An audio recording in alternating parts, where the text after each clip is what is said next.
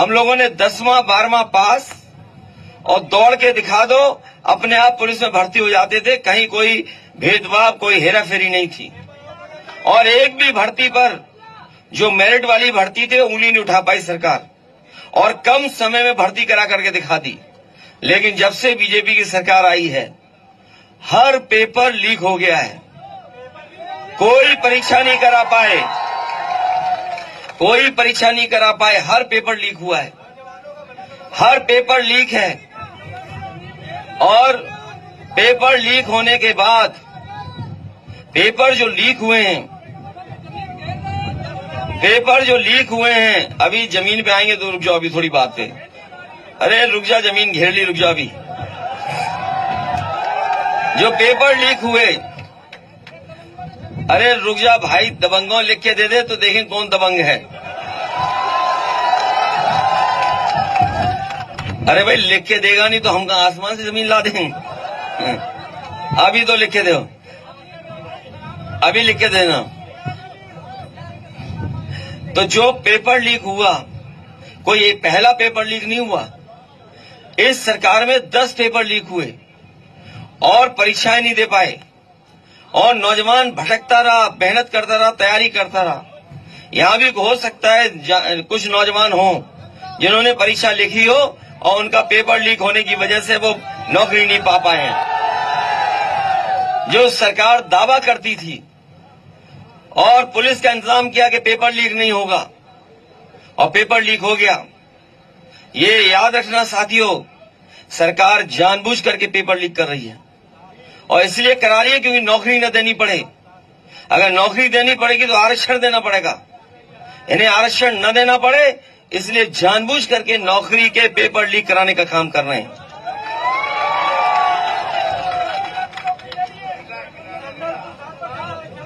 और paper leak इतने बड़े पैमाने पर हुए हैं, और 60 लाख, मैं एक बात कह दूं आपको, 60 लाख बच्चे हैं जिनकी नौकरी नहीं लग पाई पेपर लीक के कारण, और उनके परिवार के अलग हम 3 सदस्यों को मान लें तो 60 गुणा 3, 1,80,00,000।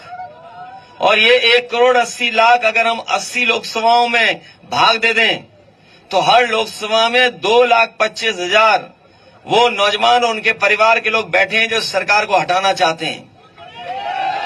2,25,000, बताओ एक लोकसभा में 2,25,000 वोट का कैसे भरपाई ये सरकार कर लेगी, बता दें हमें। और इसीलिए पहले चरण से इनका पत्ता साफ होना शुरू हो गया है। जो ये हवा चल के आ रही है पश्चिम से, ये सीधी जा रही है सफाया करते हुए, और इसलिए भी जनता इनका सफाया कर रही है, क्योंकि बीजेपी के लोगों की हर बात झूठी निकली, इनके झूठे वादे निकले। न किसान की आय दोगुनी, हमें बताओ कोई किसान भाई जिसकी आय दोगुनी हो गई हो 10 साल में, बता दो आप। अभी गेहूं खरीदा होगा बाजार में, कहीं सरकार खरीदी नहीं हुई, कहीं सरकारी खरीद नहीं हुई, और लागत के हिसाब से जो मिलना चाहिए था वो नहीं मिला आपको, मिला गया लागत के हिसाब से आपको, और लागत के हिसाब से नहीं दे पाई ये सरकार। इसी तरह हम आपसे बहुत सी और बातें कर सकते हैं। ये हवाई पट्टी, मैं जानता हूं कि इस इलाके में कोई पहुंच नहीं पाता था। समाजवादी सरकार में ये हवाई पट्टी इसलिए बनाई, सबसे खराब जमीन थी ये, जब चिन्हित कराई गई थी।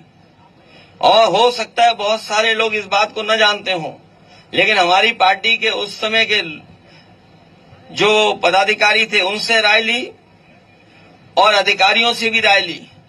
हमने कहा कि सबसे खराब जमीन ढूंढिए, तो सबसे खराब जमीन थी, उपजाऊ नहीं थी। आप लोग तो यहीं के हो, तो सबसे खराब जमीन थी। उसके बाद चिन्हित कर करके और ऐसी हवाई पट्टी बनाई, बड़ा सा बड़ा हवाई जहाज उतर सकता है। और आप लोगों ने देखा होगा सड़क पे भी हम लोगों ने हवाई जहाज उतार दिया, और अभी कुछ दिन पहले फिर उतरे थे हवाई जहाज, फौज के हवाई जहाज उतरे थे। लेकिन हमें ये भी पता है कि पानी निकालने का इंतजाम नहीं किया है यहां पर।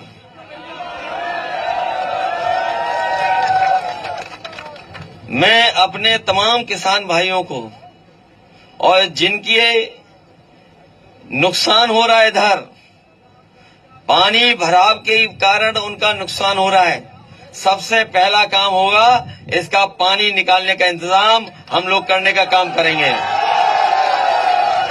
चाहे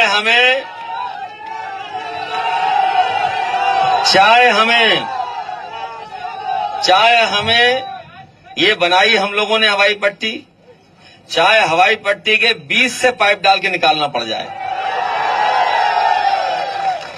जब हवाई पट्टी में हवाई जहाज नहीं उतर रहे तो फिर पाइप निकालने में कौन सी दिक्कत है? बताओ। सरकार बनते ही याद करो, हवाई जहाज उतारा था उन्होंने, याद है? और बड़े बड़े छोटे बड़े व्यापारी लाए गए थे, उन्हें जमीन दिखाई गई थी कि ये ले लो, ये ले लो, ये ले लो, लेकिन किसी ने जमीन नहीं दी, क्योंकि उन्हें सुविधा चाहिए थी। इन बीजेपी के लोगों ने न किसान को सुविधा दी, न उद्योगपतियों को सुविधा दी, न मजदूरों को सुविधा दी, न नौजवानों को मदद की, और इनसे सब नाराज हो गए कि नहीं नाराज है बताओ आप। और उस समय जो हवाई जहाज उतरा उसके बाद तो हम ही उतरे, उसके पहले कोई नहीं उतरा है। लेकिन मैं ये जानता हूं मेरे आने से पहले बहुत सारस उड़ के गए यहां से। हवाई जहाज हेलीकॉप्टर उतरते हो न उतरते हो, लेकिन सारस और चिड़िया खूब उतरी होंगी यहां। कुछ साथी जानते होंगे सारस के प्रति समाजवादियों का अलग लगाव रहा है, ये पता है कि नहीं पता है? ये सरकार न जानवरों की रक्षा कर रही है और न चिड़ियों की मदद कर रही है। याद है एक नौजवान ने पाल लिया था सारस, उसे पकड़े ले जा रहे थे, जब उसे नहीं पकड़ पाए तो सारस पकड़ के चिड़ियाघर में बंद कर दिया। मैं आपसे कहना हूं, अगर आप लोग कहना नहीं मानोगे तो ये सरकार आपको और हमें भी बंद कर देगी। और इतने तानाशाह हो गए ये लोग, इतने तानाशाह हो गए हैं कि ये अपने लोगों को भी नहीं छोड़ेंगे, याद रखना। ये अपने लोगों को भी बंद करने लगेंगे। और जो महंगाई दिखाई दे रही है और जो आपको चीजें नहीं मिल रही हैं, ये जो महंगाई दिखाई दे रही है इनकी भ्रष्टाचार की वजह से है। बताओ कोई चंदा इतना वसूलता है? जिस तरह से चंदा लिया है बीजेपी वालों ने, अगर कहीं पूजा पाठ हो, मंदिर हो या किसी कार्यक्रम में सहयोग करना हो, व्यवहार देना हो, तो मान लीजिए 1000, 2000, 500, 2000, 5000, 10,000, 1 लाख तक दे देगा। कोई 1000 करोड़ रुपए चंदा देगा? आप खुद सोचिए, क्या 1000 करोड़ रुपए का कोई चंदा देगा? इन्होंने 1,000 करोड़ का चंदा लिया, किसी से 1000 करोड़, किसी से 600 करोड़, किसी से 500 करोड़। और जो 1000 और 600, 500 करोड़ दे देगा, बताओ मुनाफा कमाएगा कि नहीं कमाएगा मुनाफा? और उसी की वजह से भ्रष्टाचार है, उसी की वजह से महंगाई है। इन्होंने गरीब को नहीं दिया, खुद अपने कब्जा कर लिया। जितने भी अपराधी हैं, जितने भी भ्रष्टाचारी हैं, सबको भारतीय जनता पार्टी गोदाम में रख लिया है। इन्होंने गोदाम बनवाई है भारतीय जनता पार्टी के नाम से, उसी में रख लिया सबको। बताओ सब है भ्रष्टाचारी उनके साथ के नहीं है? चाहे महाराष्ट्र हो, चाहे कहीं हो, और लोगों को डरा रहे हैं। इसलिए हम आपसे निवेदन करने आए हैं, ये चुनाव बहुत अलग चुनाव है, संविधान बचाने का है। अभी एक साथी हमारा कह रहा था कि सबसे ज्यादा इनके ऊपर अन्याय उत्पीड़न है। ये वही लोग हैं, ये बीजेपी के लोग वो हैं जो बाबा साहब भीमराव अम्बेडकर जी का संविधान खत्म करना चाहते हैं, किसी को न्याय नहीं देना चाहते। हम आपको भरोसा दिलाते हैं, लिख करके देना, हम आपकी मदद करेंगे। और किसान भाइयों से हम कहना चाहते हैं कि हमारी मदद करिए, इस चुनाव में हमें मदद करिए। और जो सांसद चुन गए थे, जो सांसद चुन गए थे, जो सांसद चुन गए थे, बताओ कौन सा काम कर दिया उन्होंने बड़ा, बता दो कौन सा काम कर दिया उन्होंने। और सबसे ज्यादा हमारे हर वर्ग के लोगों के साथ धोखा किया उन्होंने। और ये जो नौजवान हैं, पढ़े लिखे हैं, वो जानते होंगे कि ये हमारे आपके अधिकारों को छीन रहे बीजेपी के लोग। हमारे आपके लोगों का साथ लेकर के हमारे आपके लोग ही साथ चले गए, कुछ उनकी वजह से ये लोग छीन रहे हैं सब हमारे आपके अधिकार हैं।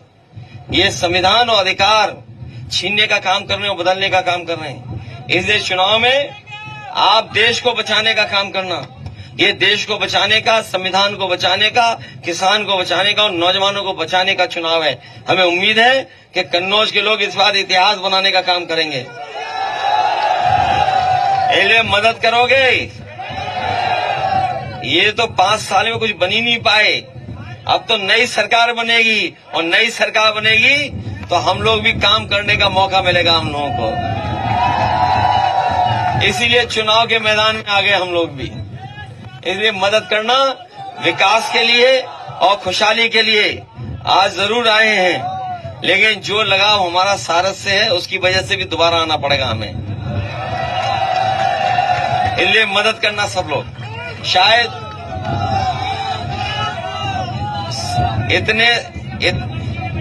इतने सारस तो कहीं नहीं दिखाई देंगे। अच्छा, कितने लोग जानते हैं ये सारस किसका, उत्तर प्रदेश का क्या है चिड़िया, ये बताओ। है राजपक्षी है, ये पता है? अच्छा तब ठीक है, चलिए बहुत धन्यवाद। हमें अगर हमें कोई विशेष योजना इस क्षेत्र के विकास के लिए, जिससे नौकरी, रोजगार और किसानों को लाभ मिले, अगर उस योजना के लिए हमें कोई विशेष काम भी करना पड़ेगा, तो जब इतनी बड़ी हवाई पट्टी बना दी है, थोड़ी बहुत जगह दिला करके, जिससे हमारे किसानों की चीजों को लाभ मिल जाए। जब बाबा रामदेव आटा बेच रहे हैं या वो बिस्किट बना करके बेच रहे हैं, ये कानपुर वाले जानते होंगे, कानपुर में सबसे ज्यादा बिस्किट बनता है, ये पता है? ये जो महंगाई के बारे में हम बताते थे आपको कि पार्ले जी के बिस्किट से सीखी इन्होंने महंगाई। ये जो महंगाई है वो मुनाफा कमाने का तरीका इन्होंने पार्ले जी का देखा है।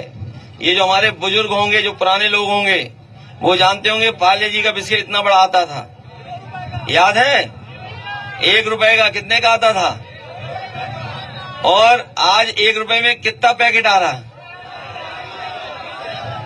कि नहीं आ रहा? ये बीजेपी वाले आ गए तो एक ही बिस्किट का पैकेट आएगा, याद रखना। अभी कितने, 4 बिस्किट का एक पैकेट है, तो सोचो 4 का कर दिया। और बोरी में से कितनी चोरी हुई बताओ? बोरी में से